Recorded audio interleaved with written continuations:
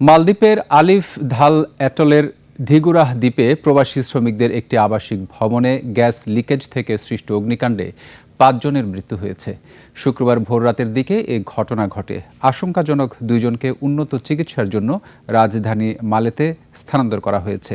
নিহতদের মধ্যে একজন লক্ষ্মীপুরের সদর উপজেলার হাজিরপাড়া ইউনিয়নের আলাদাতপুর গ্রামের তাজউদ্দিন।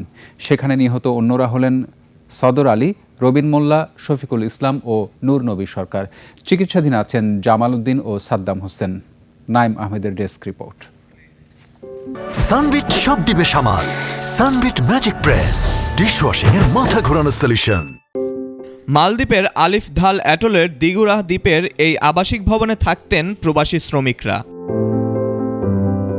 দেশটির পুলিশ জানায়, স্থানীয় সময় রাত ২টার দিকে আগুন লাগার খবর পেয়ে তারা ঘটনাস্থলে পৌঁছান। পরে দগ্ধ ৮ জনকে দ্রুত উদ্ধার করে দিগুরা হেলথ সেন্টারে নেওয়া হয়। সেখানে চিকিৎসাধীন অবস্থায় ৫ জন মারা যান। আশঙ্কাজনক ২ জনকে রাজধানী মালেতে পাঠানো হয়েছে। দিগুরা কাউন্সিলের সভাপতি ইব্রাহিম ওসমান স্থানীয় সংবাদ মাধ্যমকে জানান, প্রবাসী শ্রমিকদের আবাসিক ভবনটিতে গ্যাস লিকেজ থেকে আগুনের সূত্রপাত হয়। ঘটনার পরপরই এলাকা ঘিরে রাখা হয়েছে এবং পুলিশ ঘটনাস্থলে তদন্ত করছে। ওই ভবনে মোট কতজন প্রবাসী শ্রমিক বসবাস করতেন বা কোন প্রতিষ্ঠানের তত্ত্বাবধানে আবাসনটি পরিচালিত হচ্ছিল তা এখনও নিশ্চিত হওয়া যায়নি। এই ঘটনায় কারণ অনুসন্ধানে চিকিৎসক সহ একটি বিশেষ তদন্ত দল কাজ করছে। Naim Ahmed, desk report, ২১ television.